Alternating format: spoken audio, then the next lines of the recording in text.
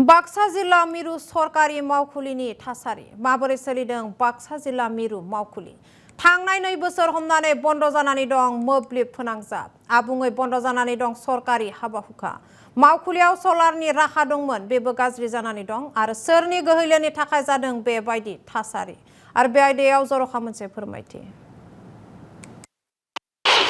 बाक्सा जिल्ला मिरु सरकारि मावखुलिनि थासारि माबोरै सोलिदों बाक्सा जिल्ला मिरु मावखुलि थांनाय 2 बोसोर हमनानै बन्द जानानै दं मोब्लिब फोनांजाब आबुङै बन्द जानानै दं सरकारि हाबा-हुखा दुंखावनाय बोथोराव गिसिब सिबबायनो गोनां जादों बाक्सा जिल्ला सदर थावनि मुसलपुराव थानाय जिल्ला मिरु मावख'नि बे थासारि गिबियावनो खोनासंदो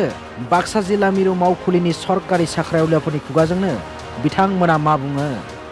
तो डेड हुआ 4 दिन मान हल किजानी पूरा डेड होइसे कारेन्ट तो 2 বছৰ মানে হল সাগে কারেন্ট কানেকশন তো নাই কিবা আমাৰ ডিপার্টমেন্টৰ পৰা কথা পাতিছিলে এক্সট্ৰাকে লম বলে কিন্তু তেওঁলোকে ইটো কানেকশন নিদিয়ে ইটো মানে এতিয়া গৰমত কি কম এতিয়া কারেন্ট নাই সোলারে দি অলপ মানে ইটো সোলারটো তো আগতে ইমার্জেন্সিৰ কাৰণে লগোৱা হৈছিল ইটো তো কম পাৱাৰৰ না ইটো লোড লবও নোৱাৰে थांनाय 2022 मायथाइनिफ्रायनो मोब्लिब बिल होयैनि जाउनाव दानना होनाय जादों मोब्लिब फोनांजाब नाथाय मानो बे थासारि जादों बाक्सा जिल्ला मिरु मावखुलिनि मावखुलियाव सलारनि राहा दंमोन नाथाय बेजोंबो थोजासे नङा सरकारि हाबा-हुखा मावनो हाया बेबो थांनाय सानब्रै सानबानिफ्राय बन्द जानानै दं सलारनि राहा जाउनाव बाक्सा जिल्ला मिरु मावख'नि हाबा-हुखा आबुङै बन्द डेस्कटप कम्पिउटार आबुङै बन्द जानानै दं खोमसिनि जाउनाव मावख'नि बायजोआव खामानि मावनांदों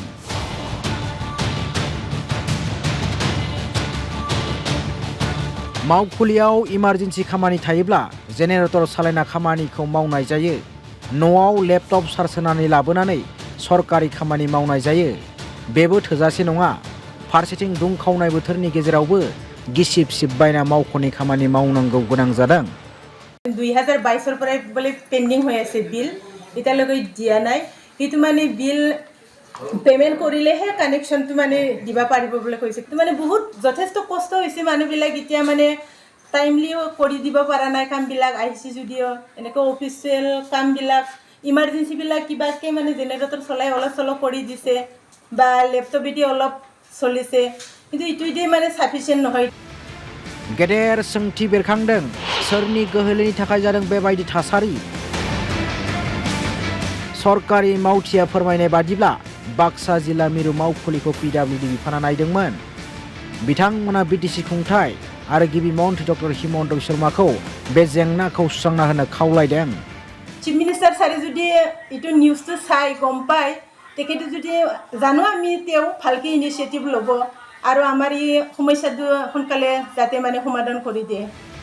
फारसेथिं मावखुलिनि फेन लाइट कम्पिउटार आबुङै बन्द जानायनि जाउनाव गोबां जेंनाजों मोगा-मोगि जानांदों सरकारि मावथिफोरा